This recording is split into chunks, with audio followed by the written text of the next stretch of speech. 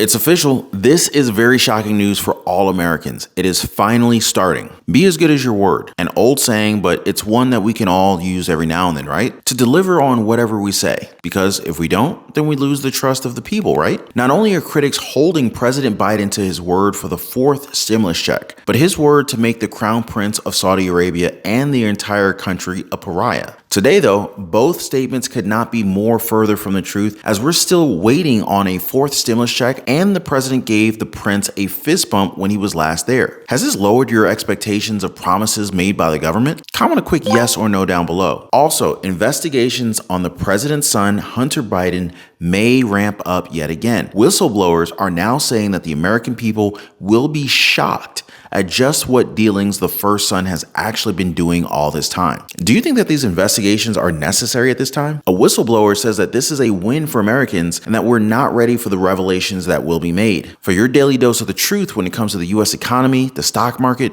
fourth stimulus package updates, passive income, Social Security, and everything that's going on in Washington, D.C. that affects our lives and our bank accounts, make sure to subscribe to the channel. Thanks for dropping a like for the videos. And if you own a home, make sure your home is protected. Get your free 100% free home warranty quote. The link is in the description down below. The average cost of a replacement water heater is about $1,000. Do not get caught off guard with another unexpected, very expensive home repair again. Get your free home warranty quote. The link is down below. So when it comes to the needs of the American people who are getting hit the hardest financially during these days, a universal basic income is seen as one of the best ways to lift them up. Now, aside from a monthly stimulus check, but if you think about it, a guaranteed income program, it's better than receiving just one stimulus check in the long run because these are provided monthly. Although some lawmakers, they don't think that this is the best use of the people's tax dollars. Now, let me read you what Republican Texas Representative Ellen Troxclair's statement regarding this aid that's included in the House Bill 553. Quote, notwithstanding any other law, a political subdivision may not adopt or enforce an ordinance, order, or other measure providing for a universal basic income. End quote. The proposal will pretty much ban others from taking up a similar measure of giving out a guaranteed income for residents, although she does explain the logic behind it. Quote, programs like this, which give participants up to $12,000 a year without any kind of participation in the labor market, that money comes from taxpayers. The money comes from somebody else who is already struggling to make ends meet and to pay their rent. End quote. What do you guys think? Seriously. Now, it makes you wonder about how taxpayer money is being handled at the federal level. Now, speaking about the federal government, you guys remember when President Biden said that he wanted to make Saudi Arabia a pariah, right? This then spiraled into him giving the Crown Prince a fist bump while outrage poured from the critics, as many saw Mohammed bin Salman as the one that was responsible for the killing of an American journalist, Jamal Khashoggi. And now it's becoming even worse. The Biden administration just determined that the Crown Prince should be granted immunity to a suit brought forth by Khashoggi's party, saying that since he is a sitting head of the government, he is immune to the suit. The Biden administration says the Saudi Crown Prince should be granted immunity, which would shield him from legal action over his role in the murder of Washington Post journalist Jamal Khashoggi. This now is adding to what has become one of the more incoherent elements of President Biden's foreign policy, going from calling the nation a pariah to fist bumps and now to this. Alex Marquardt live in Washington for us with much more on the detail and the backstory here. Alex, how is the administration justifying this? Well, Kate, it appears there wasn't too much hand-wringing over this. A senior administration official just spoke to our colleague Jeremy Diamond and said that it wasn't a really difficult conclusion to come to. They are not walking back their assessment that MBS, the Crown Prince, was behind or directed, in fact, the murder of Jamal Khashoggi. What they're saying is that he deserves immunity in this case that was brought against him 2 years ago by the fiancé of Jamal Khashoggi. And the reason that he deserves immunity is because he is not just the Crown Prince. He is, in fact, the Prime Minister, and that makes him head of the Saudi government. Kate, we should note that he only became Prime Minister several weeks ago, and critics, legal experts I've spoken with, activists, they say that that was a ploy in order to give him this immunity, to shield him from prosecution here in the United States. And it appears to have worked, because in that filing by the Department of Justice late last night, really at the 11th hour, because yesterday was the deadline, they made clear that he is being given immunity because he is the head of the Saudi government as prime minister. But Kate, of course, contrast that with all of the harsh language that we've heard about MBS and heard about Saudi Arabia right from President Biden. This is President Biden, then candidate Biden, on the campaign trail in 2019. Take a listen. Khashoggi was in fact murdered and dismembered, and I believe in the order of the Crown Prince.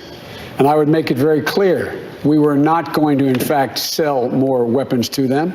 We were going to in fact make them pay the price and make them in fact the pariah that they are. There's very little social redeeming value in the present government in Saudi Arabia. They have to be held accountable.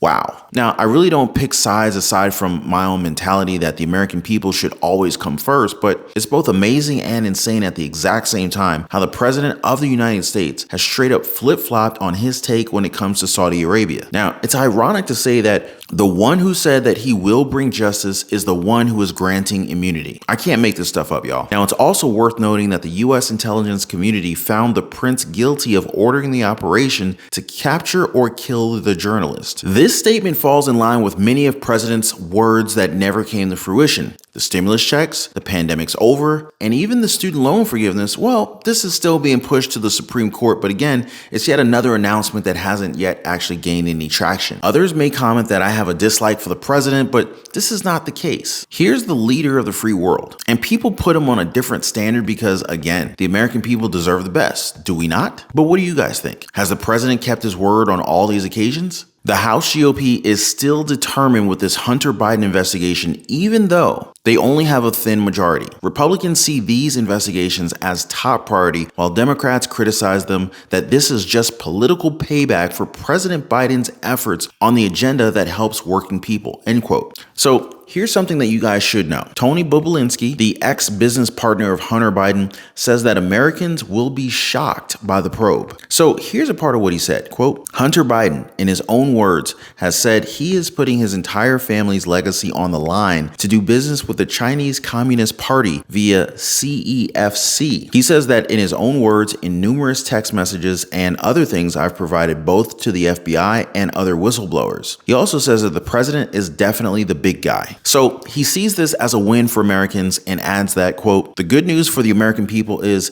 not only have I come forward, but in the last variety of months, multiple whistleblowers have come forward with a whole trove of facts that corroborate everything that I've said, as well as add incremental information to it, end quote. Congressman John Comer and Jim Jordan will be leading the way in the investigations, and nothing is set in stone. They still have to prove all of this with evidence, although they're alluding to the fact that Hunter Biden's laptop already has a lot of evidence to begin with. So what are your thoughts on all this? Should cases like this take a higher priority compared to some of our other problems right now? Higher food prices, housing, credit card bills, or is this important for our national security that inflation could take a back seat for now? Or lastly, should these be tackled at the same time due to their importance? From a current president, let's talk about a former one, as Elon Musk has officially reinstated former President Trump's Twitter account. Now, even though Trump himself has said that he will never return to the Twitter platform, Elon Musk took it upon himself to hold a very public poll to ask the people if they would like to see the account back up. 51.8% of the votes said yes, and to date, the account is now up and running once again. Do you guys think that Trump will ever tweet again? My bet is on yes. A lot of people say what they'll never do and then they end up doing it, so I wouldn't be surprised. Now, he hasn't said any comments regarding the reinstatement of his Twitter account,